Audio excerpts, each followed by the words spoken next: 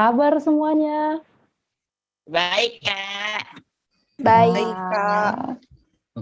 Senang sekali nih, pada baik-baik. Aduh, meskipun sekarang lagi, kalau di Jakarta ini COVID-nya lagi naik, teman-teman. Tapi senang banget kita semua sehat-sehat ya di sini ya. Bisa berkumpul bareng, kita Iya, Kak. ada Amin. waktu, amin. Ada waktu sejenak bersama Scripture Union Indonesia hari ini tanggal 25 November. Senang banget bisa datang lagi ya, aku di sini. Oke, jadi kita hari ini ya teman-teman ya, aku ingat terakhir kali aku host tuh kita ngomongin tentang pacaran deh kalau nggak salah ya, lupa aku juga ya, udah di awal tahun kalau nggak salah. Tapi hari ini kita belajar temanya nggak kalah menarik nih teman-teman. Temanya adalah beware of materialism, atau hati-hati ya dia, hati-hati akan materialisme. Dan hari ini kita sudah kedatangan narasumber kita yaitu Kak Johan Nugroho. Wah, sudah ada mukanya di sini. Selamat datang Kak Johan. Ya, tapi sebelum kita, Nah, sebelum kita memulai hari ini, kita sama-sama menyatukan hati, menyatukan pikiran, dan kita mau berdoa dulu ya, teman-teman ya. Mari kita berdoa. Selamat sore, selamat malam Tuhan yang baik. Terima kasih karena kami diberikan kesempatan untuk kembali berkumpul bersama secara online dalam acara sejenak bersama Scripture Union Indonesia. Pada hari ini kami ingin belajar tentang materialisme, apa itu dan apa hubungannya dengan kehidupan kami masing-masing. Ya Bapa, kami ingin berdoa agar Engkau dapat berbicara kepada kami melalui narasumber Kak Johan pada sore hari ini, sehingga kami dapat mengetahui, mengerti, dan juga dapat memikirkannya di dalam kehidupan kami sehari-hari. Tolong pimpin kami sore ini, biarkan kami fokus untuk mendengar dan menerima pesan dari-Mu. Terima kasih ya Tuhan, kami menyerahkan acara 1-1,5 jam ke depan ke dalam tangan-Mu. Dalam nama Tuhan Yesus kami berdoa dan mengucap syukur. Amin. Thank you teman-teman untuk perkenalannya, kita sudah semakin tahu. Nah, dan yang ditunggu-tunggu, hari ini kita akhirnya akan mendengar ya dari Kak Johan. Nah, sebelumnya saya ingin memperkenalkan dulu narasumber pada hari ini, yaitu Kak Johan, atau nama lengkapnya ya, beserta gelar-gelarnya, yaitu Evangelis Johan Nugroho, Sarjana Teologi, Master of Theology. Dan Kak Johan ini pembina di SYNC atau kepanjangannya Sanctuary Young Hearted Nurturing Community, yang adalah bagian dari Gereja Kristus Yesus GKY Puri Indah. Dan juga Kak Johan ini membuat komunitas sendiri. Dia founder dari namanya Vestige Community. Nah, jadi Kak Johan sudah siap untuk membawakan materi. Langsung saja Kak Johan, kita akan belajar tentang beware of materialism. Malam teman-teman, jadi saya ini sama Kak Gaby ini satu gereja ya. Jadi saya pembinanya, Kak Gaby ini ketua SYNC gitu ya. Jadi begitu kita kaget, begitu Kak Gaby tahu posternya ini saya, langsung dia kontak saya. Ini yang ngomong ke Johan ya. Iya bener gitu kan. Ternyata oh saya hostnya, jadi enak hari ini. Teman-teman, saya mungkin sharing screen, saya akan sampaikan materi 10-15 menit ya. Tolong diingetin kalau lebih dari 10-15 menit. Semoga ini bisa jadi berkat buat teman-teman ya. Salam kenal buat semuanya. Jadi saya bukan sarjana teologi tapi sarjana teknik sebetulnya ya. Saya itu aslinya teknik, cuma akhirnya teologi ya. ambil teologi, master divinity, baru selesai master teologi ya. Teman-teman, hari ini kita akan bicara tentang sebuah tema, beware of materialism, tentang bagaimana kita harus waspada terhadap yang namanya materialisme. Tapi sebelum kita ngomongin materialisme dan kita akan bincang-bincang ya, material itu dari kata materi. Ya paling gampang material kayak bangunan gitu kan, materi. Nggak mungkin pakai roh tahu-tahu bikin rumah gitu kan. Itu pakai materi, ada materi yang dipakai itu materialism. Isme itu sebuah belief, sebuah kepercayaan, sebuah keyakinan yang diyakini seseorang. Saya akan jelaskan tentang definisi dari materialism, teman-teman. Jadi menurut Cambridge Dictionary ada dua definisi. Jadi ada dua hal yang berbeda tentang apa itu materialisme. Yang pertama, keyakinan bahwa mempunyai uang dan kepemilikan, memiliki kekayaan tentunya, adalah hal yang terpenting di dalam hidup ini. Jadi kalau kita punya keyakinan, yang paling penting hidup ini itu apa? Punya uang yang banyak, punya rumah, punya private jet, punya bisnis yang besar, punya relasi yang punya kekayaan, punya benda-benda yang mewah, tas mewah, barang mewah, itu yang paling terpenting. Itu kita sedang meyakini yang namanya materialisme. Tapi ternyata ada pandangan materialisme lagi yang mengatakan apa? Kalau ini lebih filsafat, keyakinan bahwa hanya materi fisik yang ada, ya, yang eksis. Kalau dunia yang spiritual itu nggak ada, yang ada itu materi fisik, jadi benda ini ada. Kalau Tuhan nggak ada, roh nggak ada, kuntil anak, sundel bolong, ya tuyul nggak ada, itu roh, nggak ada yang namanya roh. Adanya ya benda, ya ini dekat tapi rada berbeda.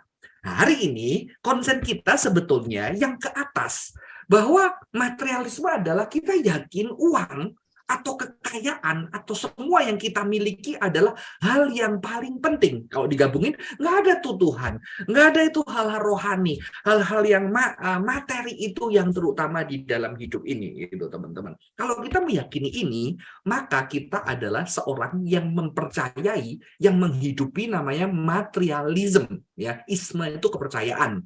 Contohnya pluralism, ya, materialism, dualism, ya, hedonism, ya. Kalau hedon itu tentang menikmati, itu puncak dari segalanya, ya. Kalau materialisme itu percaya bahwa yang penting apa? Duit. Buat apa? Punya teman, kalau duit saya habis, kalau punya teman duitnya tambah banyak, boleh. Wah, kalau ikut BGA, ternyata nanti aku tambah banyak duit. Aku ikut BGA, aku tambah kaya. Karena aku kenal banyak orang yang ternyata orang-orang yang hebat. Itu materialisme, karena dia melihat segala sesuatu itu demi punya uang dan punya milik yang punya kekayaan yang banyak. Itu materialisme, ya. Apakah materialisme salah? Ya. Ini pertanyaannya. Apakah materialisme salah? Kita harus menjawab dua hal ini.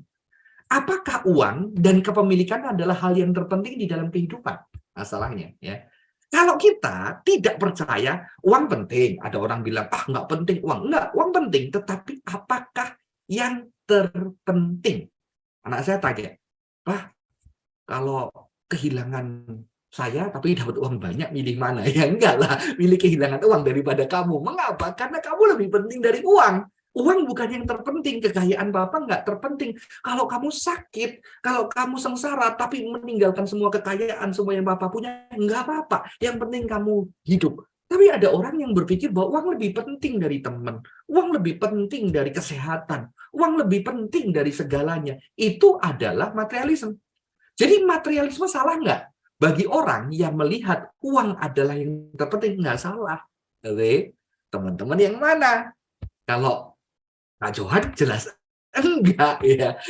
Enggak, karena apa? Uang penting. Nggak bisa anak saya sekolah, nggak bisa bayar sekolah, nggak bisa jajan, nggak bisa beliin mereka pakaian kalau saya nggak punya. Itu ada, penting gitu kan. Tetapi itu bukan yang terpenting. Kekayaan bukan yang terpenting. Apa yang kita miliki bukan terpenting. Jadi materialisme salah nggak bagi banyak orang? Bagi banyak orang mungkin, beberapa orang mengatakan nggak salah. Karena nggak mungkin kamu, ada loh anak bilang, ngapain kamu cinta-cinta? Pacaran-pacaran, cinta-cinta. Bawa cinta nggak bisa beli sayur di pasar. Buat apa? Kamu cinta-cinta ke pasar, mau beli ayam, pakai apa? Pakai cinta. Nggak bisa, lu butuh uang. Jadi uang yang penting daripada cinta. Saya bilang, nggak kayak gitu. Kalau kamu cinta, pasti kamu kerja serius, kamu cari usaha serius yang kamu bisa beliin. Nggak cuma beliin ayam, tetapi kamu bisa masak dengan cinta, kamu bisa menikmati dengan cinta. Kalau cuma uang doang, itu nggak penting gitu. Ada orang yang berpikir seperti itu. Ternyata uang yang terpenting, bukan lagi yang lain. Ya, teman-teman. Jadi materialisme bagi beberapa orang mungkin nggak salah. Tetapi bagi iman Kristen bagaimana? Apakah materialisme salah sebetulnya? Uang ada, makanan ada, tetapi ada yang lebih penting dari semua itu, teman-teman.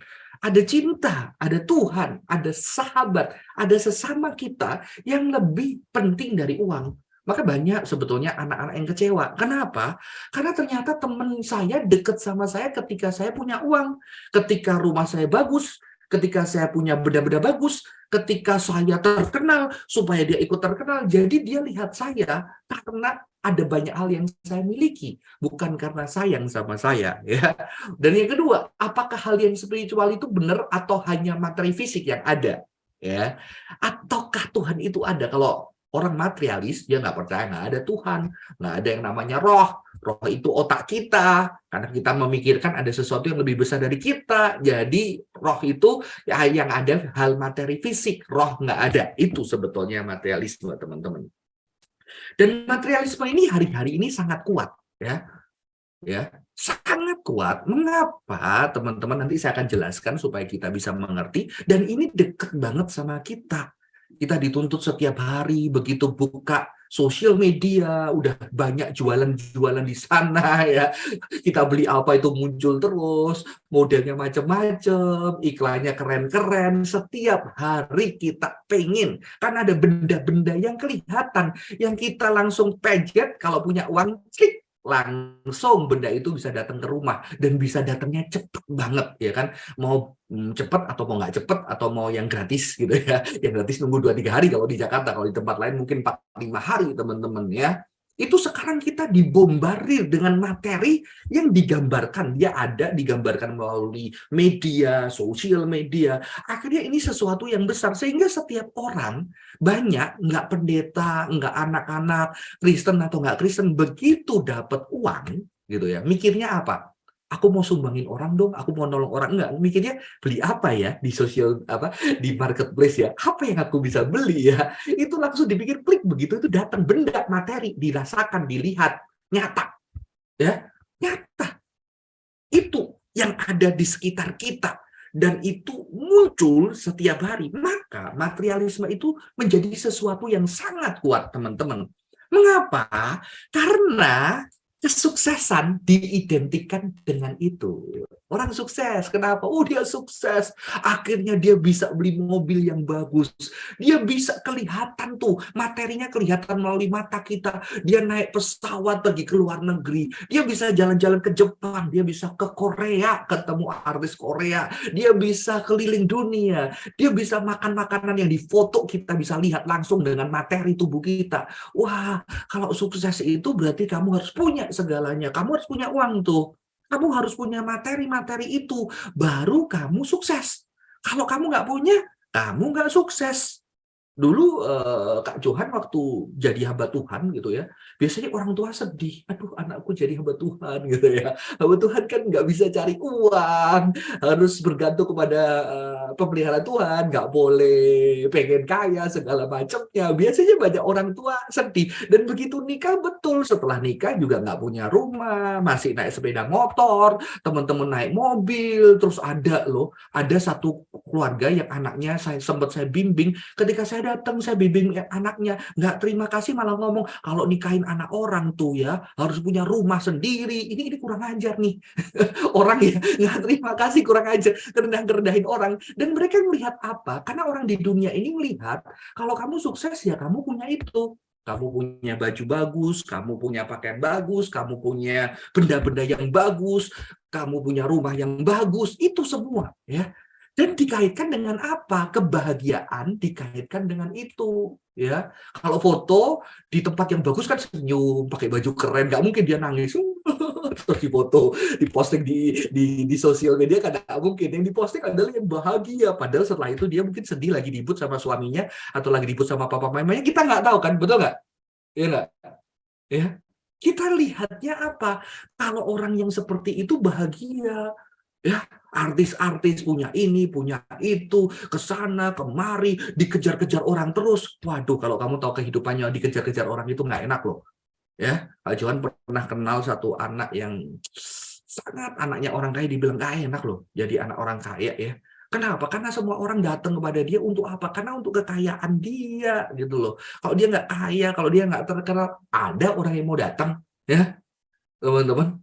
Karena apa? Karena materi itu, karena kekayaan itu, dan kebahagiaan itu diidentikan dengan itu. Dan kita lihat setiap hari, diomongin di rumah mungkin, kalau kamu sukses itu setelah punya ini, punya ini, punya ini, bisa pergi ke sini, ya, bisa begini, bisa begitu. Di sosial media kita lihat, makanya banyak anak-anak muda sekarang, teman-teman, banyak anak muda sekarang itu lebih stres daripada zaman saya. Kenapa? Karena di zaman saya, handphone itu layarnya kuning, nggak ada foto, adanya tulisan. Ketikan sama kalau main gitu, ular gitu ya. Jadi saya nggak bisa lihat teman saya lagi makan di mana, terus foto, nggak ada. Yang lihat aja tulisan. Ya. Tulisan ketikan, kayak ketikan doang. Layarnya warnanya kuning. Ya.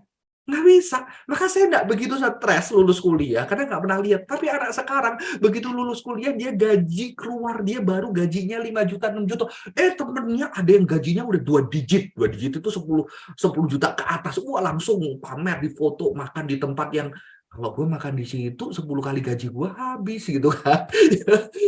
lalu foto pergi jalan-jalan ke Bali. Aduh, kalau jalan-jalan ke Bali tiketnya berapa? Dia udah bisa jalan-jalan segala macamnya gitu kan, teman-teman. Ya, tahu-tahu mau nikah, tahu-tahu dia udah nikah di usia muda. Waduh, waktu nikah lamarannya di Jepang gitu ya.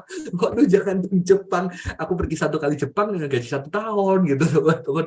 Ini ada sesuatu yang membuat mereka akhirnya lebih sedih. Karena apa? Karena aku nggak punya semua itu. Maka aku nggak bahagia. Kalau aku bahagia, aku perlu mendapatkan semua itu. Ya kan? Lalu ada keberhargaan. Diriku berharga ketika aku punya ini dan itu.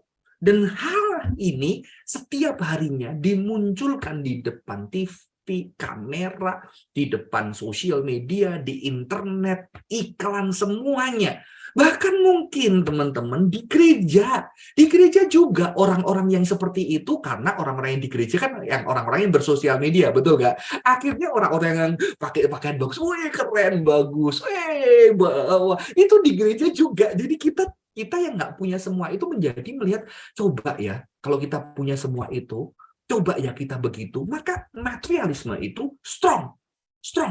Sementara kalau kita tentang hal rohani ditunjukin nggak ya? Wih keren ya, rohani gitu ya. Nggak ada loh ya. Dulu masih ada Mother Teresa kan ya. Tapi kita nggak mau jadi kayak Mother Teresa. Kita nggak punya gambaran. Karena setiap hari kita yang diisinya adalah gambaran-gambaran yang keren.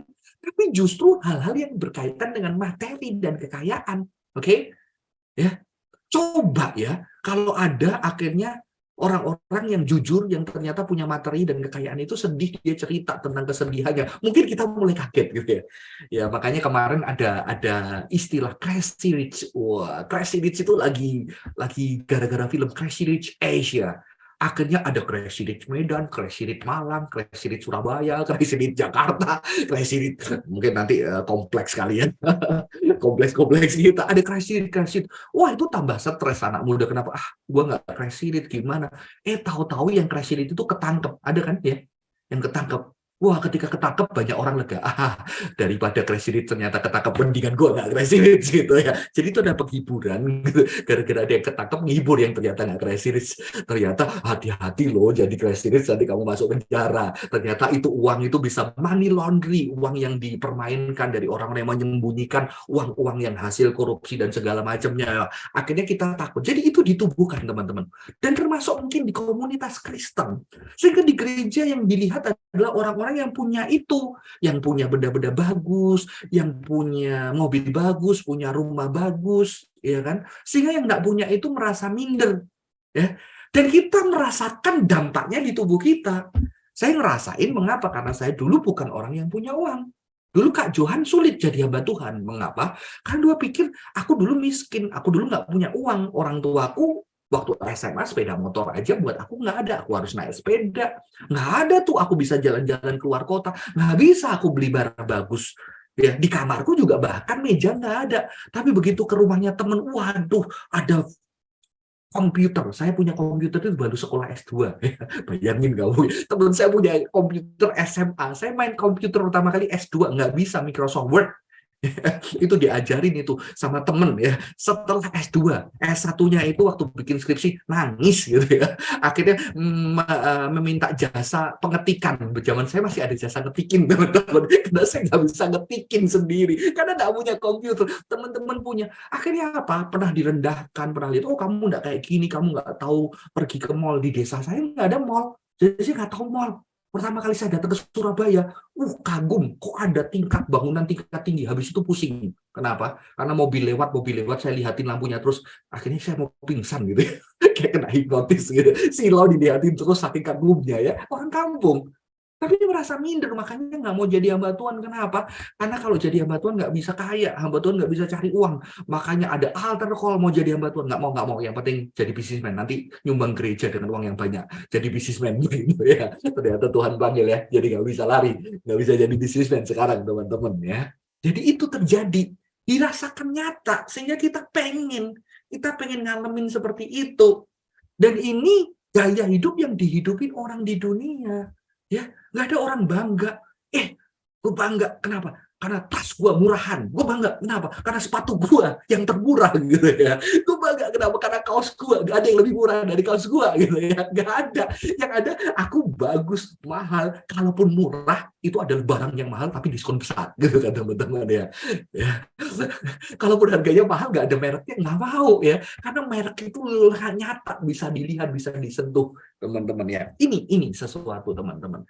Karena apa? Karena ketika dunia iklan pada tahun 1980 atau 70, saya lupa, itu ada seorang ahli psikologi yang bernama John B. Watson. Itu bilang, dia sebetulnya ahli psikologi, akhirnya dia keluar dari university dan dia menggunakan psikologinya untuk dunia periklanan. Sejak itu, dia menggunakan apa? Jiwa manusia itu punya emosi dasar takut, marah, cinta. Dan emosi ini dikaitkan sama benda tertentu, gitu ya. Nah, ini ada cewek. Ini iklannya setahu saya di Filipina. Ini menjadi masalah iklan ini. Kenapa? Karena dianggap diskriminasi. Karena yang kulitnya lebih gelap kelihatan iri banget sama yang kulitnya lebih putih, gitu ya. Dan teman-teman tahu di Filipina kulitnya lebih kiri, gitu ya. Dan akhirnya apa? Kan kok aku lebih jelek, kok aku lebih nggak dicintai. Akhirnya dia marah, kok dia bisa lebih itu. Maka setelah dia takut, marah, dan cinta, pengen dicintai ini dimunculkan ketika kamu memakai produk ini, kamu akan putih seperti ini, gitu ya. Nah, di situ dilekatkan kepada benda tertentu. Setelah dapat benda tertentu, maka ada relasi emosional. Aku pengen seperti itu, aku pengen dicintai, aku nggak mau direndahkan, aku kesel nih kalau direndahkan. Lah, di situ dimasukkan ke benda. Maka kita sulit sekali. Karena materialisme tidak hanya ngomong benda, dia tahu jiwa kita yang lemah. Ya, kalau kamu nggak pernah dihargai, nggak pernah dapat pujian, ketika kamu menggunakan sebuah handphone, semua orang melihat kamu pakai handphone itu. Ya. Dideketin sama benda tertentu, dideketin sama gaya hidup tertentu. Ketika kamu bukan siapa-siapa, sampai pasta gigi, teman-teman, di zaman saya itu ada pasta gigi iklan gitu ya. Ketika seorang cewek jalan, nggak ada orang yang lihat, tapi suatu hari dia lihat ada pasta gigi ya, dia gosok giginya dan giginya berkilau ya. Ketika berkilau, orang-orang yang biasanya dia lewat nggak mulai lihat dia, ada yang masuk ke got ya. Ini kan dia marah ya. Lu dulu nggak lihat gue, sekarang masuk got gitu. Ada yang nabrak tembok, nabrak kaca, ada yang jatuh dari sepeda. Gara-gara ada gigi yang berkilau gitu teman-teman ya. Jadi akhirnya apa? Ketakutan, kemarahan, cinta ditempelin ke benda ya. Bukan cuma materi. Materialisme ini juga tahu jiwa kita punya kebutuhan. Jiwa kita butuh dicintai, jiwa kita itu takut kalau kita nggak dilihat, nggak dipandang orang. Dan jiwa kita marah, kenapa gue susah, kenapa mama gue nggak jadi orang kaya, kenapa papa gue jadi orang miskin, kenapa orang bisa dilahirkan di keluarga kaya. Ini dimainkan semua di dalam media, sehingga apa? Sehingga kita pengen benda-benda tertentu, teman-teman. Ya. Ya, inilah makanya sulit dilawan materialisme itu, bener gak ya?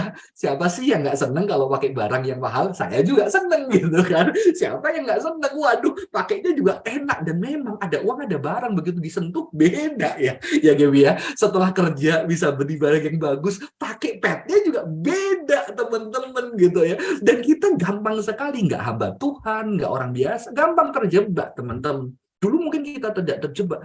Karena ini satu komunitas, satu gaya hidup yang merajalela, teman-teman. Cuma sayangnya sebetulnya, ini kita langsung cepat ya, ada seorang tokoh bilang apa? Satu level, Victoria's Secret, Victoria's Secret itu penjual ini ya, underwear wanita, teman-teman. Ini penulisnya orang teolog Kristen ya. Dia bilang Victoria's Secret benar dan gereja salah. Ini yang ngomong bukan saya, jadi saya jangan sesatin ya. Victoria's Secret benar dan gereja salah. Industri marketing yang menjanjikan secara erotis yang transenden melalui media yang terkoneksi dengan hati dan imajinasi kita, yang dioperasikan dengan lebih baik, lebih kreasional, lebih inkarnasional, antropologinya lebih holistik daripada banyak gereja yang gini. Saya mau ngomong ginilah, gampangannya gini. Jadi ternyata orang-orang dunia periklanan yang material, yang sangat mengatur materialisme itu, menjual benda-benda materi itu, ngerti doktrin daripada orang Kristen. Ya. Lebih ngerti, orang Kristen nggak ngerti. Akhirnya ketika menghidupi keagamaan, yang penting rohani, yang penting Tuhan, yang nggak kelihatan. Akhirnya iman itu, dan kehidupan Kristen nggak bisa kelihatan. Dan yang kelihatan setiap hari materialisme. Maka kekristenan tidak menarik, kita nggak bisa ngerasain apapun yang membuat sukacita ketika hidup sebagai orang Kristen. Karena orang Kristen terlalu menghindari materi, bukan materialisme ya. Kalau materialisme kan yang terutama orang, materi itu dianggap negatif. Oke? Ini masalah. Sedangkan orang dunia tahu bahwa materi ini penting. Kenapa? Karena dunia ini diciptakan Tuhan dengan materi kan. Tuhan nyiptain materi. Materi itu penting, tapi orang Kristen nggak mau ngurusin materi, dunia ini ngurusin materi. Dia tahu otak kita, kalau lihat keindahan desain, kita bisa, waduh, terkagum-kagum, sehingga beli barang mahal pun nggak apa-apa. Yang penting desainnya sesuai dengan karakterku. Warnanya adalah warnaku, teman butanya adalah seperti aku, ya. Beraniannya warna merah kuningnya itu adalah seperti darahku yang mendidih untuk marah, untuk berkelahi sama orang gitu kan. Mereka itu tahu seni, tapi gereja, orang Kristen tidak konsen sama yang hal yang materi. Ini masalahnya. Bukan gereja harus menjadi materialisme, tapi dunia tahu teman-teman menggunakan materi dan pentingnya materi buat manusia. Betul nggak? Siapa yang beli barang nggak lihat walaupun murah, sama-sama murah, tetap melihat mana yang lebih bagus dan lebih indah. Betul nggak? Karena apa? Karena tubuh kita, otak kita, mata kita diciptakan Tuhan untuk bisa melihat keindahan. Maka kita cari yang indah, betul kan? Dan dunia memberikan itu. Maka ada seorang teolog bilang, kenapa? Kenapa kamu bisa kecanduan dengan materi? Kenapa dunia ini bisa mengikat kamu? Karena dunia ini diciptakan oleh Tuhan yang indah. Karena segala benda-benda ini diciptakan manusia dengan otak yang diciptakan manusia, otak manusia yang diciptakan Tuhan yang indah, yang bisa menghasilkan benda-benda yang keren. Maka sebetulnya kamu itu sedang terikat keindahan yang dari Tuhan. Tapi sayangnya, bisnismen itu menggunakan keikatan keindahanmu untuk kamu habisin duit kamu beli itu semua, gitu loh teman-teman ya. Bukan dibagi-bagi gratis ya. Itu masalahnya. Tapi sebetulnya kita terikat dengan keindahan yang ada karena keindahan materi dari Tuhan, betul nggak? Tubuh kita bisa bedain barang ini halus, barang ini kasar, KW super, ya, ori premium atau barang pasar gitu ya. Tubuh kita bisa ngerasain, mata kita bisa lihat logonya miring dikit nih, bahannya kayaknya dari plastik yang dibuat kayak besi, tubuh kita bisa ngerasain teman-teman. Celakanya kita nggak konsen ya. Padahal Tuhan bilang apa? Tuhan sangat konsen sama materi. Tuhan bilang apa? Karena itu, saudara-saudara, demi kemurahan Allah, aku memerintahkan kamu supaya kamu mempersembahkan tubuhmu sebagai persembahan yang hidup, yang kudus, berkenan kepada Allah. Itu adalah ibadahmu yang sejati. Jadi ibadah yang sejati itu mempersembahkan tubuh. Tubuh ibadah sejati. Dan jangan menjadi rupa dengan dunia ini, tetapi berubahlah oleh pembaharuan budimu, sehingga kamu dapat membedakan kehendak Allah apa yang baik, yang berkenan kepada Allah, dan yang sempurna. Dapat membedakan kehendak Allah yang baik, berkenan kepada Allah, yang sempurna. Membedakan itu biasa berarti bisa dirasakan, bisa dilihat, bisa dipikirkan, bisa diindra. Nah, ini berkaitan dengan kehidupan. Oke, ya. Tuhan sangat konsen hal materi.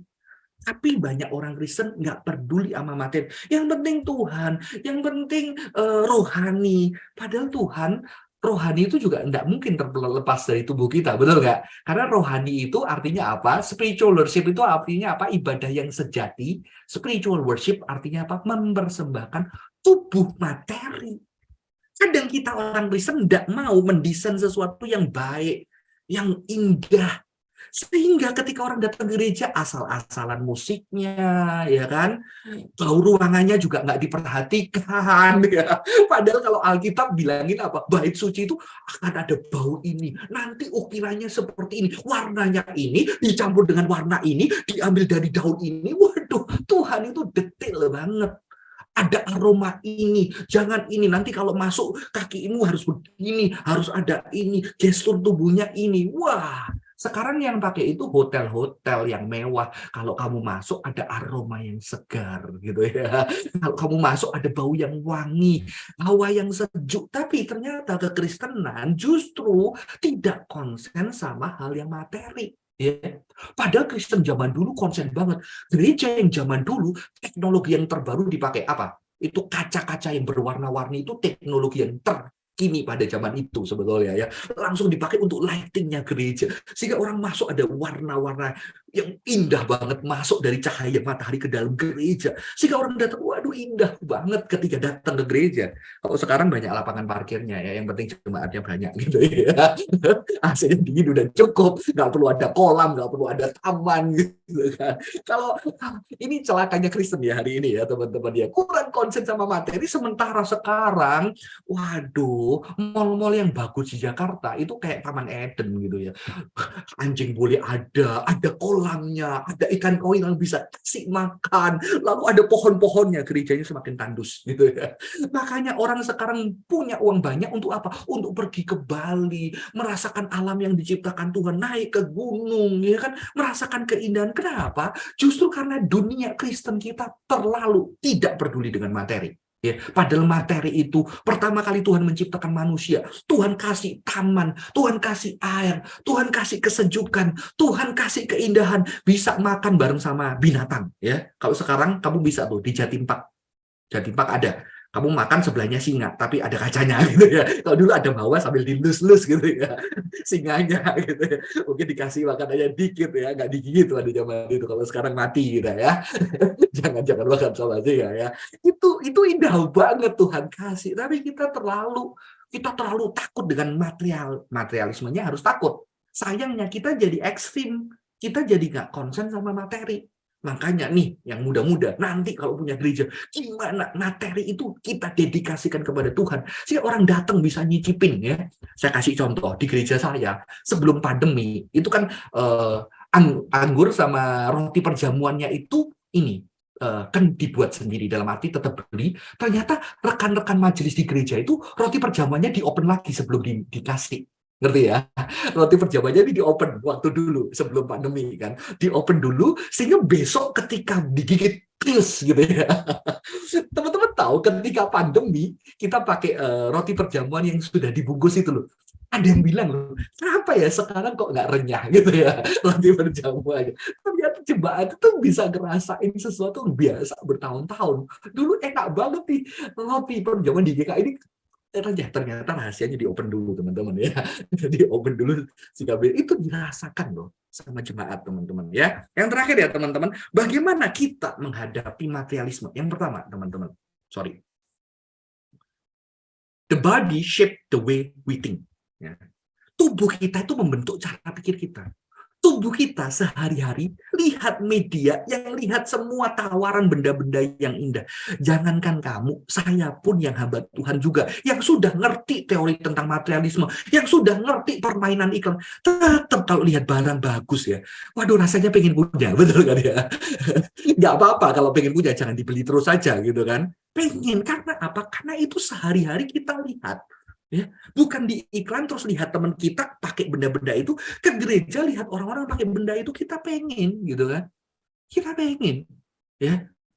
Maka hati-hati dengan tubuh kita. Maka kita mengatakan persembahkanlah tubuhmu sebagai persembahan yang kudus, hidup berkenan kepada sebagai ibadah sejati. Jangan jadi sama. Artinya apa? Ketika tubuh kita di dunia ini kita gampang jadi sama. Yang pertama, harus taking care of our mental health. Mengapa? Kita lihat tadi materialisme, hedonisme, konsumerisme. Pakai apa? Pakai mental health. Wah, kamu kurang sayang nih. Kalau kamu nggak kaya, nggak ada yang sayang sama kamu.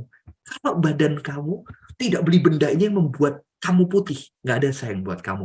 Kalau rambut saya botak nih. Kalau tidak pakai pembotak ini yang bisa numbuhin rambut, nggak ada yang sayang kamu. Tapi saya kan nggak perlu ya, anak istri saya udah sayang saya walaupun papanya botak gitu kan. Tapi kalau yang muda-muda kan lebih gampang. Kalau punya benda ini, maka kamu nggak disayang. Maka ini perlu disembuhin nih. Kayak Kak Gaby itu belajar psikologi ya, belajar psikologi gitu, bisa konseling, bisa ngobrol sama orang, konseling juga ke konselor ya, untuk bisa gimana ya aku bisa berharga walaupun aku nggak punya tas. Bukan berarti nggak boleh beli tas bagus ya teman-teman. Beda, beli tas bagus sama beli tas supaya gue berharga. Beda ya. Beda. Beli tas bagus, saya beli barang bagus karena awet banget, ya udah saya beli yang saya bisa, ya udah pakai sampai rusak. Tapi ada orang yang wah pakai supaya apa? Supaya gue lebih berharga daripada orang lain. Ayo sembuhin mental. Aku udah berharga kok. Aku berharga bukan karena tasku. Ternyata aku berharga kenapa? Dengan teman-teman gerejaku aku bisa tolong loh. Walaupun aku SMA, aku bisa bantuin anak-anak panti yang nggak punya kakak, dia punya papa, dia bisa merasakan cinta. Keberhargaanmu beda alasannya, bukan karena benda, bukan karena kekayaan, ya. Ya, aku rendah karena apa? Karena aku miskin. Saya dulu minder karena miskin. Makanya Kak Johan dulu ya, walaupun duitnya kecil, wah rela ngumpulin uang untuk beli baju yang mahal supaya kelihatan saya mahal. Padahal saya pikir-pikir buat apa ya sekarang ya, baju ya gitu kan. Nggak harus ya. Sekarang saya malah suka custom ya. Ada beli kaos ya, saya bikin desain sendiri, saya tempelin, harganya nggak sampai 100.000. Saya pakai kaos, saya lebih seneng pakai kaosing gitu ya, Mama PST sama temen-temen, ada tulisan yang saya pilih sendiri, itu lebih indah gitu kan. Saya ngajarin orang ketika saya pakai kaos itu ada kata-kata indah gitu ya. Teman-teman saya suka pakai kaos itu teman-teman sekarang. Bukan mahalnya, bukan itunya ya. Kenapa? Karena mental health kita disembuhin, sakit jiwa kita disembuhin. 2, kita perlu tinggal di healthy community yang lihat kita bukan berdasarkan kamu punya apa, kamu punya benda, kamu punya apa, kamu udah pakai mobil nggak. Ternyata healthy community yang apa? Walaupun kamu mungkin nggak punya apa-apa, kamu tidak dilihat berdasarkan punyamu itu. Kamu dilihat berdasarkan yang lain, tidak berdasarkan itu. Kamu diajak mengasihi, melayani. Harusnya gereja seperti itu. Tapi sayangnya kadang-kadang gereja juga terjebak sama yang komunitas yang menjadi kaya dan segala macam. Yang ketiga, terakhir teman-teman, practicing an embodied Christian lifestyle. Coba praktekkan satu kehidupan menubuh Kristen yang contohnya ya, kamu mendapatkan kebahagiaan bukan pakai benda, tapi justru ketika kamu kasih seseorang, ketika kamu memperhatikan seseorang, ketika kamu ngajak makan, ketika kamu dengerin cerita dia, ketika kamu mempraktekkan gaya hidup dengan tubuhmu yang ternyata ada ya, daripada pakai tas, tahu ada satu adik kamu, thank you ya Kak Gaby. Aku tuh betulnya nggak punya temen, tapi ketika cerita sama Kak Gaby, aku bahagia banget. Thank you Kak Gaby, berkat buat aku. Wah, ada bahagia ya. Pasti bahagia lebih daripada punya tas mewah, betul nggak? Tasmu keren sih, gue juga bisa beli. Dia beli lagi ya, buat apa gitu kan? Itu ada kebahagiaan yang lain yang kamu bisa membuat kamu akhirnya apa? Aku berharga bukan karena tasku. Karena lihat loh, aku nggak punya tas, aku pakai pakaian biasa, aku pakai semua ini, tapi hidupku menginspirasi banyak orang. Hidupku jadi berkat, hidupku mengasihi orang lain, dengan tubuhku aku mengasihi orang lain. Itu ya teman-teman, sorry ini kepanjangan ya. Tuhan Yesus memberkati, kita diskusi aja setelah ini. Ya silahkan, saya kembalikan kepada Kak Gaby. Oke, boleh. Terima kasih banyak lah Kak Johan. Ya, hari ini banyak banget ya belajar ya, mulai dari definisinya, kenapa sih bisa sampai orang materialisme, dan kayak bagaimana caranya supaya kita tidak di sana gitu ya. Nah, ini saya coba, ini dulu ya teman-teman, tadi kalau misalnya ada yang sempat tanya, kayaknya ada yang sempat nanya nih dari Slido. Nah, jadi teman-teman yang lain kalau misalnya mau nanya, boleh di chat atau juga boleh di Slido atau boleh nanti langsung nanya juga boleh. Nah, ini pas kebetulan di Slido ada nih pertanyaan, orang Kristen boleh kaya nggak, Kak? Waduh, jadinya intinya boleh kaya nggak sih, Kak Johan? Di Alkitab ada yang kaya nggak gitu kan? Oh iya ya, Alkitab Salomo siapa ya? kaya banget ya, Gap ya. Iya benar, Salomo kaya Salomo banget. kaya. Iya. Tapi Waduh, apakah semua harus kaya ya? Enggak ya, Gap ya kayaknya ya. iya benar sih. Iya. Ayub juga kayaknya kaya banget ya. Kaya banget gitu kan. Ada yang nggak kaya banget juga, yang dipuji Tuhan juga gitu ya. Jadi kuncinya sebetulnya bukan kaya atau nggak kayanya. Tapi Oh, lu mau nggak kaya, hidupmu itu mengasihi Tuhan dan mengasihi sesama. Kuncinya di situ wah, sebetulnya. betul betul betul. Wah, Kaya yang benar benar-benar ini. kaya kalau menurut Alkitab ya. Karena sebetulnya kekayaan itu adalah titipan kan sebetulnya. Jadi Alkitab juga ada ayat tuh.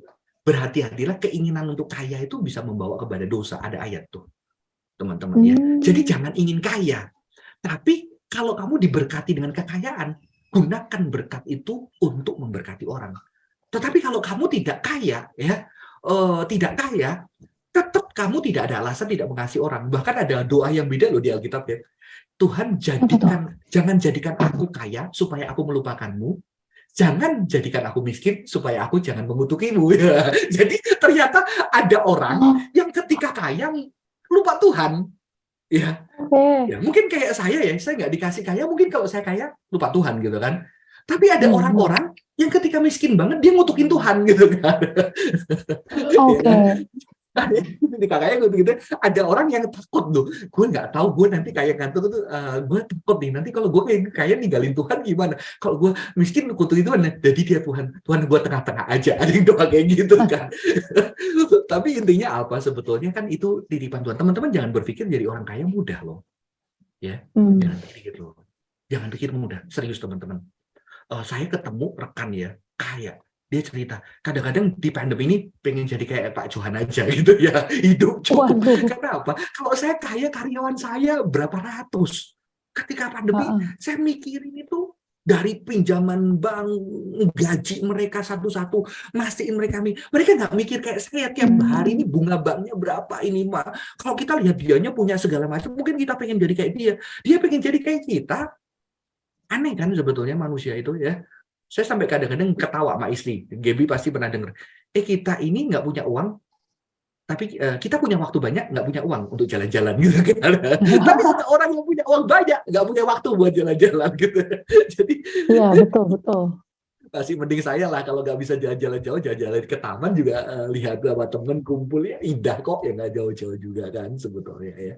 Ya, jadi bukan boleh atau nggak boleh, ada yang kaya, ada yang enggak. Semua ada berkatnya, ada beban yang Tuhan kasih, bagaimana semuanya untuk mengasihi Tuhan. Jadi jangan doa, Oke. wah aku tidak mau kaya, Tuhan jagain aku, gitu ya. Aku juga takut Oke. miskin. Boleh loh doa takut miskin tadi kan, takut miskin untuk mengutuki Heeh. Tuhan gitu. Takut kaya juga boleh doa untuk Realistis sih. takut kaya. Itu sih. Oke. Wah, menarik sekali nih. Oke, teman-teman di sini apakah ada yang mau nanya? Mungkin langsung buka mic juga boleh. Apakah ada? Kalau tidak ada, Christian, saya nanya. ayo nanya Christian.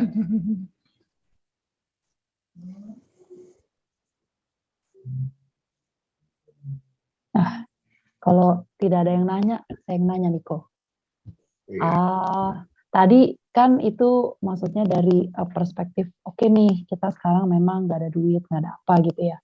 Tapi ya, Kak, kalau misalnya sebenarnya ya, papa mama tuh kaya gitu loh. Papa mama kaya gitu. Jadi kita tinggal di dalam keluarga yang kayak, ya kalau aku minta apa, dikasih, minta apa dikasih. Itu gimana ya Kak ya, supaya kita juga nggak terjebak gitu sama materialisme. Kan gaya hidup juga kan sudah sudah tinggi gitu ya. Emang harus diturunin gitu atau Iya. gimana? Makanya sebetulnya itu kan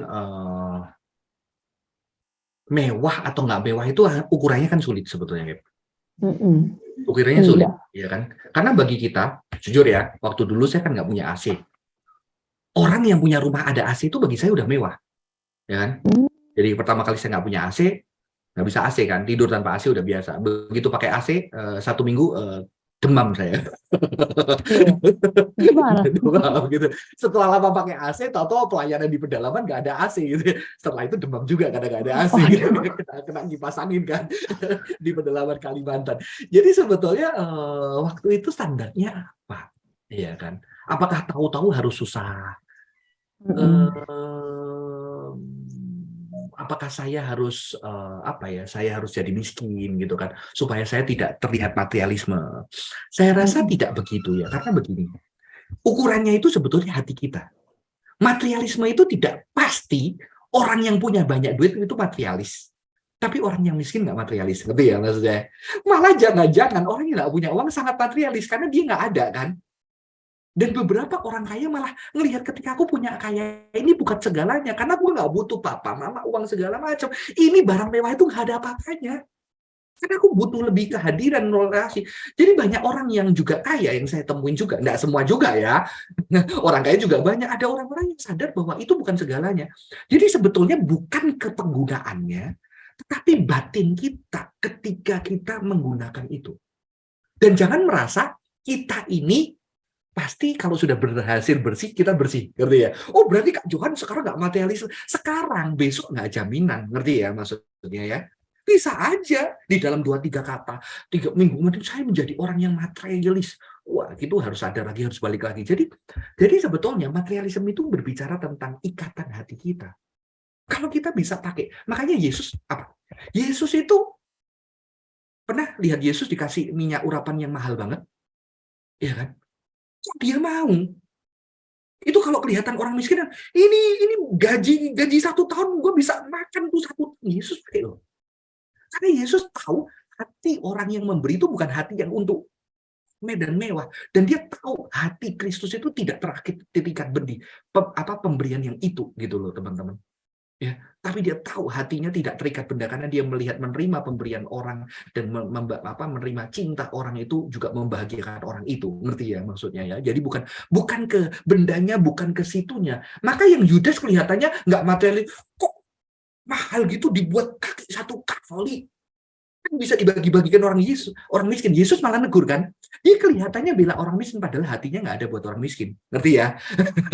Jadi orang yang ngomong hatinya buat ada orang susah, belum tentu dia hatinya buat orang susah. Orang yang kelihatannya kok nggak sayang itu uang dipakai orang nggak susah.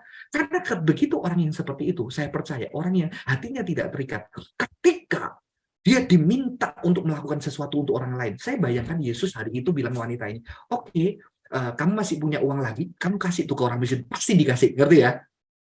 Ngerti ya? Tapi kalau Yudas, udah, separuhnya aja, nggak dikasih, gitu kan? Maka kita juga lihat itu. Jadi bukan ke banyaknya dan menggunakan apa. Makanya saya pernah ada seorang hamba Tuhan itu bilang gini sama saya, kalau kamu, yang kamu gunakan untuk dirimu, itu kamu nggak sayang buat orang lain. Itu baru kamu nggak terjebak sama materialisme. Ya. Jadi ini sulit ya. Saya dulu pernah melatih ya. Saya pakai 50%, saya coba 50% itu coba kasih ke orang untuk mendukung kerjaan Tuhan. Jadi ngerti ya maksudnya ya. Kita Gimana kok boleh diulang lagi kok yang terakhir? Saya kasih contoh ya. Kalau kamu nggak bisa jebak matre ketika apa yang kamu pakai untuk dirimu dan apa yang kamu gunakan untuk orang lain dan Tuhan itu sama. Ini sulit karena apa? Saya dulu pernah latihan. Saya pernah latihan kalau saya dapat uang 50% saya coba gunakan buat orang lain. Ya jadi susah sih memang. Tapi akhirnya nggak cinta uang sih karena habis-habis. Tapi ada kebahagiaan sendiri ya. Well, ya, jadi itu ukuran cara ekstrim ya. Cara ekstrim kita untuk menilai. Tapi sebetulnya kalau kita tahu cinta gitu ya. Kalau kita tahu cinta, sebetulnya ketika kita dapat benda tertentu dan kita bersyukur karena itu, memang bisa ya, bisa kita dapat benda yang bagus, kita bersyukur karena memang Ya, harus diakui. Saya kasih contoh. Kalau kamu seorang desainer, kamu desainer, high-tech designer, kamu harus beli tablet atau apa yang bagus memang. Dan itu tidak mesti materialisme. Tapi ketika kamu bagus bersyukur, nanti kamu punya karyawan. Kamu punya sebagai ahli desainer, kamu tahu dia butuh itu. Dan kamu rela memberikan company, kamu memberikan yang terbaik untuk dia bisa menghasilkan karya yang terbaik. Karena kamu tahu value-nya. Ngerti ya maksudnya ya? Jadi bukan ke bendanya, bukan ke materialnya, tapi value dan nilai-nilai. Dan ketika kamu tahu dan merasakan dan kamu melihat itu sebagai berkat Tuhan, maka kamu juga tidak sayang loh berkatin orang lain. Ya, karena kamu merasakan kebahagiaannya. Gitu sebetulnya. Jadi tidak harus menjadi susah, tetapi hatimu terikat enggak? Makanya saya suka ngelatih lah kadang-kadang ngelatih anak-anak saya tuh. Kita pernah diundang di hotel yang sangat bagus banget ya. Saya nggak bisa bayar itu hotelnya. Tapi anak saya juga ajak ke satu hotel ya, kita harus mompa angin, muka kasur angin kalau malam tidur kriak sampai kita nggak bisa tidur. Tapi itu bagian perjalanan dari bahwa dimanapun kita tetap bisa dekat, mencintai, berbagi gitu ya sebetulnya ya. Itu sih. Dan saya ketemu beberapa anak-anak orang kaya ketika ke pedalaman yang nggak ada AC, nggak ada itu, dia bahagia loh, dia nggak pernah main di rumput, dia nggak pernah mandi di sungai, nggak ada lampu, itu ternyata tuh mereka juga bisa bersuka cita, ya. Jadi bukan materinya sebetulnya, bukan berarti kalau materialis kita nggak perlu pakai barang-barang itu, kita bisa tetap pakai, tetapi ternyata ketika kita dihadapkan satu kehidupan, satu aspek hidup yang kita harus ninggalinnya, it's okay. Sementara kita bisa menjadi berkat, ya. Oke, itu sih sebetulnya. Wah, keren sekali jawabannya. Jadi bukan tentang materinya, tapi apakah kita rela nggak ada materi itu pun kayak kita tetap bisa jadi berkat ya. Oke, jadi teman-teman apakah yakin ini? Nggak ada yang mau nanya. Ini nggak ada yang mau nanya apakah karena bingung, apakah memang jarang gitu. Oh, ada nih. Ada pertanyaan lagi di Slido 1. Nah, kok nggak muncul? Ya, bagaimana ya Kak untuk saya lepas dari ketagihan ingin selalu beli barang online? Wah. Iya. Saya kadang-kadang juga bisa loh. Kadang-kadang kalau sudah lihat brosur, pengen beli semua gitu ya. Ini ada istilah unik sih. Ini cara ya. Tapi kan teman-teman nggak pakai kartu kredit ya. Gini. Ada seorang ahli, dia bukan Kristen, kayaknya bukan Kristen, dia ngomong gini, kalau kamu terjebak orang nggak Kristen aja bergumul loh kalau terhadap materialisme loh, ini loh. Dia bilang gini, kalau kamu pengen beli sesuatu, ya kan, udah kamu nggak sabar pengen beli itu, kartu kreditmu masukin ke kulkas, masukin ke gelas, isi air, terus bekukan. Bekukan. Jadi ketika itu keluar udah beku, kamu keluarkan, kamu tungguin dia cair, dan di situ kamu mikir kan, bener perlu nggak beli itu. Artinya apa? Ngerti ya? Pasti itu kan butuh waktu 2-3 jam, kamu mikir lagi. Jadi kunci yang utama adalah banyak kan orang ketika beli, akhirnya ketika kenapa gue beli, padahal gue nggak perlu kan, gitu kan? Yaitu karena memang salah satu keberhasilan periklanan adalah kamu harus beli saat itu juga supaya kamu nggak bisa saat itu juga. Ya kan? Ingat nggak iklan-iklan di mall? Ini Pak penawaran hanya hari ini ya, minggu depan hanya hari ini juga gitu kan? Cuma pindah mall aja. Hanya ini, kalau ini besok nanti nggak ada bonusnya ini gitu loh. Seolah-olah kamu beli dikit kamu dapat banyak. Itu kan persepsi.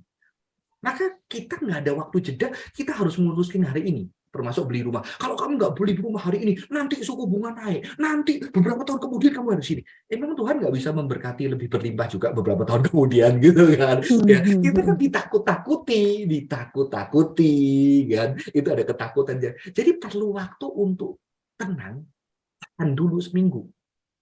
Ya.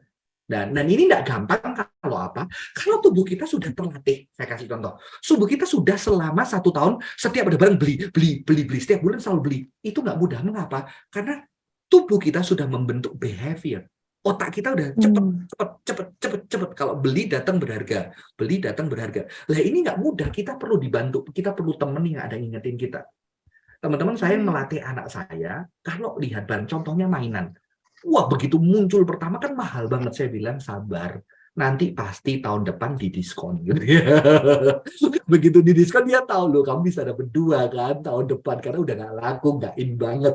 Ketika nggak in, enaknya apa? Gatuk, nggak ada yang main-mainan kamu gitu kan. Dan kamu dapat sendiri mainan unik. Kamu beli baju kalau udah 80% sama kualitasnya gitu kan. Kamu dapat 2, kamu bisa udah orang yang beli sama-sama itu kembaran udah habis rusak semua bajunya. Sekarang kamu unik, kamu berbeda sendiri gitu ya. Karena kamu beli yang sudah paling terakhir. Jadi kita perlu melatih tubuh kita, perlu teman untuk stop. Kalau kamu ingin sekarang tahan tuh 1 minggu gitu, masih pengen nggak? Karena nanti 1 minggu lagi muncul yang lain, kamu jadi nggak pengen lagi, nggak tahu minggu pengen lagi sama yang 2, kamu pengen yang lain tahan lagi gitu, akhirnya nggak jadi beli gitu. Nanti kamu yang benar-benar beli adalah yang benar-benar kamu butuhin, teman-teman. Saya tahu tidak mudah, karena apa? Karena saya kadang-kadang juga bisa kelewatan kalau lihat browsing kan, langsung contohnya saya beli bola basket, begitu bola ini lihat main, terus tahu-tahu kan muncul pandangannya. Jadi barang itu berkomunitas, makanya bahaya kalau kita nggak berkomunitas. Nanti ada bola basket, ada kaos kakinya, ada sepatunya gitu ya, ada gantungan kuncinya, ada jersinya, itu berkomunitas supaya kamu beli ini jadi keren kamu. Lah itu bahayanya benda-benda itu, mereka berkomunitas. Maka kita juga perlu berkomunitas, perlu teman yang jagain kita, perlu melatih tubuh kita. 1 bulan gue berkomitmen nggak beli, udah boleh ya udahlah, gue sebulan sekali lah gitu ya. Kalau dulu setiap minggu beli, sekali ini sebulan sekali, itu menolong ya. Gitu ya, kecuali benar-benar dibutuhkan untuk pendidikan atau untuk apa ya. Wah, oke, siap.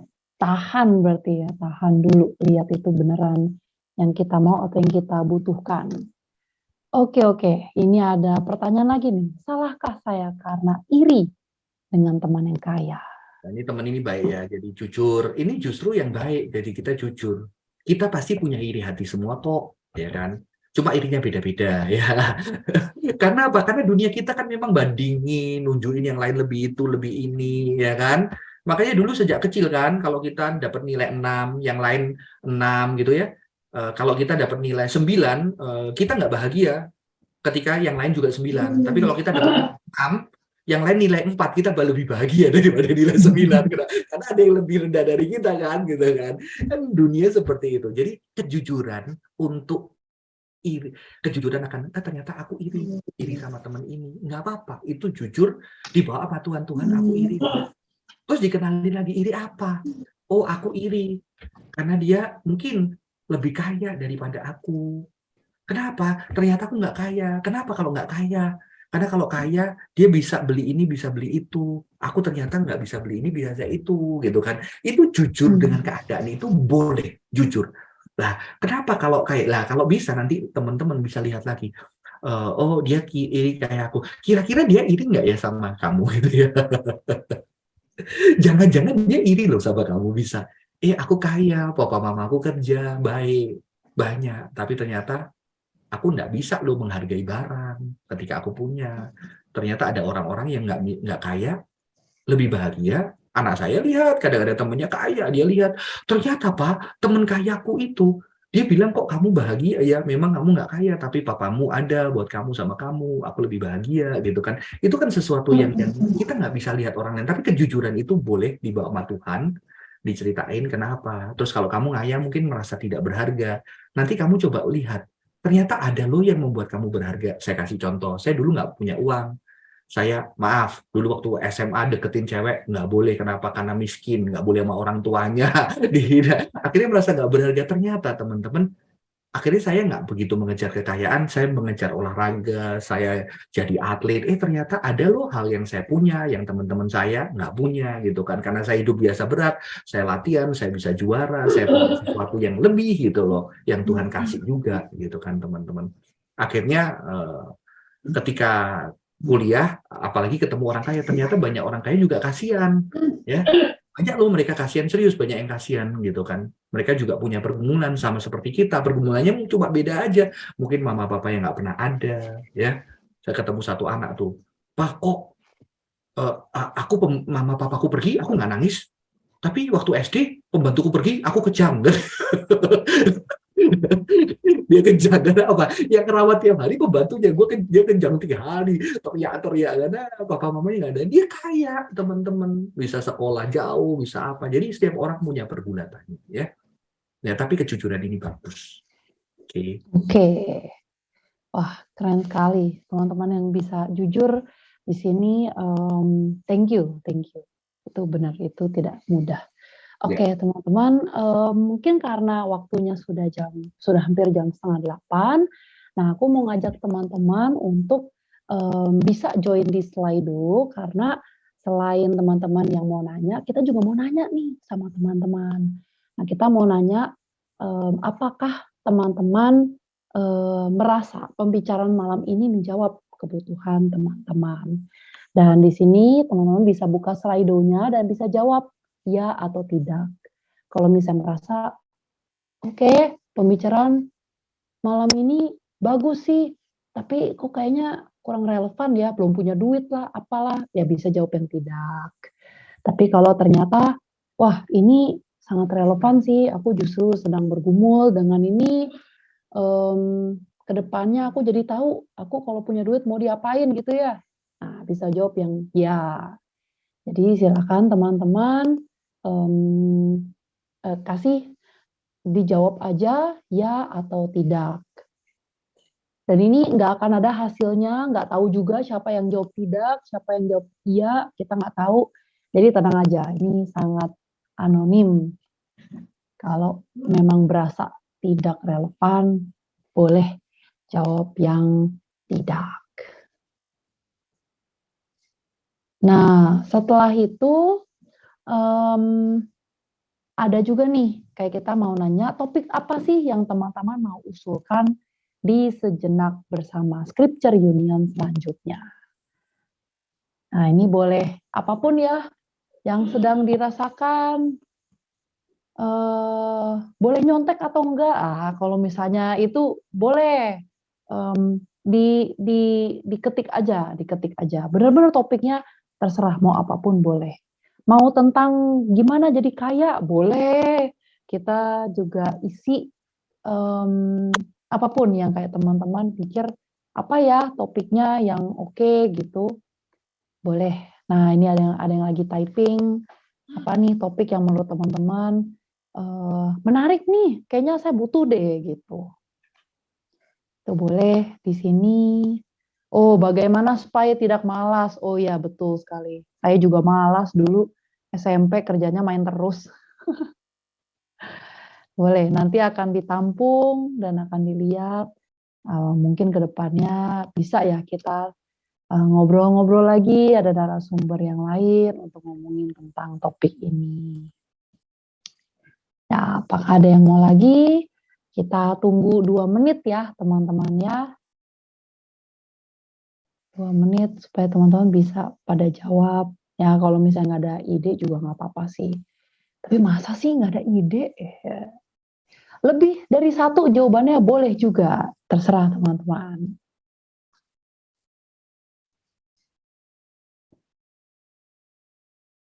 Ada yang lagi typing lagi nih.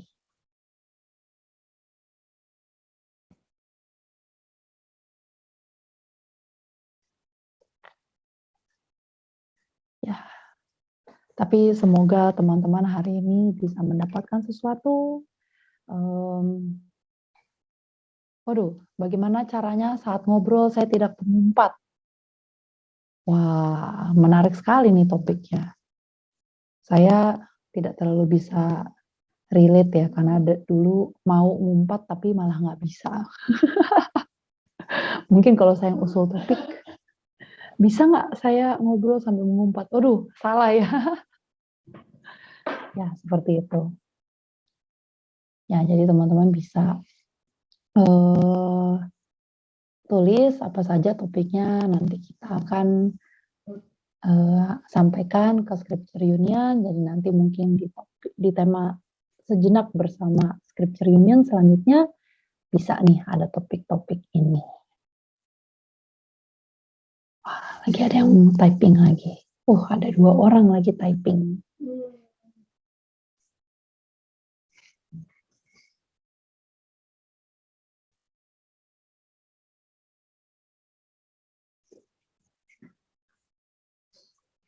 Oke.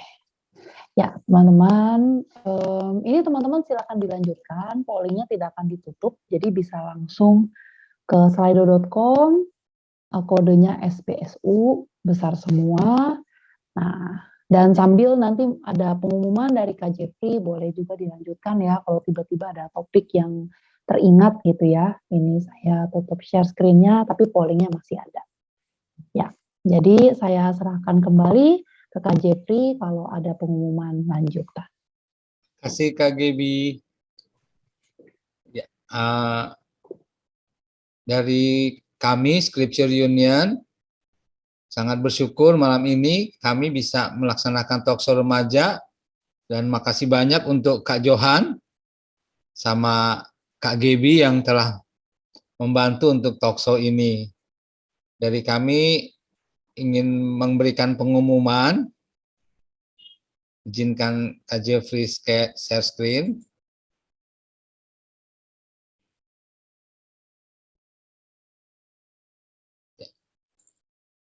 Bagi teman-teman remaja yang masih belum follow IG-nya Scripture Union, nah ini dia ya. Teman-teman bisa follow ya IG-nya Scripture Union. Nanti bisa dapat info-info akan pembinaan-pembinaan akan Scripture Union, yaitu @scriptureunion_id ya. Silakan di follow ya IG-nya Scripture Union. Teman-teman bisa follow nih @scriptureunion_id. Teman-teman bisa dapat info akan pembinaan, info akan renungan ya. Nanti juga ada renungan remaja. Teman-teman silakan follow ya di IG-nya teman-teman yang memakai IG. Kemudian pengumuman berikutnya, kami dari Scripture Union mengucapkan terima kasih kepada Kak Johan. Ya, kita kasih tanda reaction. Boleh teman-teman reaction kasih untuk Kak Johan. Terima kasih banyak Kak Johan untuk pelayanannya. Tuhan berkati. Kita berikan tepuk tangan buat Kak Johan. Biarlah terus menjadi berkat bagi kemuliaan nama Tuhan. Ya, sebelum Kak Jeffrey serahkan ke Kak Gebi lagi untuk closing statement dari Kak Johan, sekalian nanti doa tutup. Kak Jeffrey mungkin ada yang ingin memberikan ingin memberikan kesaksian kali dari teman-teman. Silakan teman-teman, ada yang ingin kesan pesannya ikut talkshow malam ini.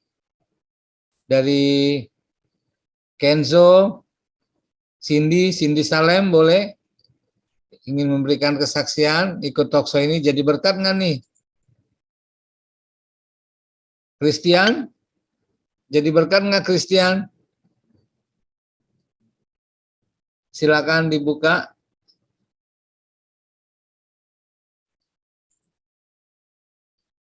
Renzo, Cindy Salem, silakan mungkin. Ya, kalau menurut saya bagus sih. Oke, iya silakan. Bisa untuk lebih dipikirkan untuk masa depan saya nanti sih. Kalau menurut saya sih gitu. Jadi berkat ya buat Kenzo ya. Ya, halo Kenzo. Iya, halo. Gimana? Jadi berkat untuk talkshow ini, materialisme? Jadilah. Oh, puji Tuhan. Kenzo di kota apa ya? Sorry, apa? Kenzo di kota apa? Bandar Lampung. Bandar Lampung. Oh, puji Tuhan. Ya, Kenzo ada pesan untuk ini, acara talkshow remaja ini, malam ini? Kalau menurut saya sih udah bagus ya, lanjutkan saja. Oh, makasih. Ya, teman-teman lain silakan. Yoel mungkin, Yoel, Cindy, Christian. Ada? Dari apa nih? Yayu Padang ya. Silakan kalau ada lagi.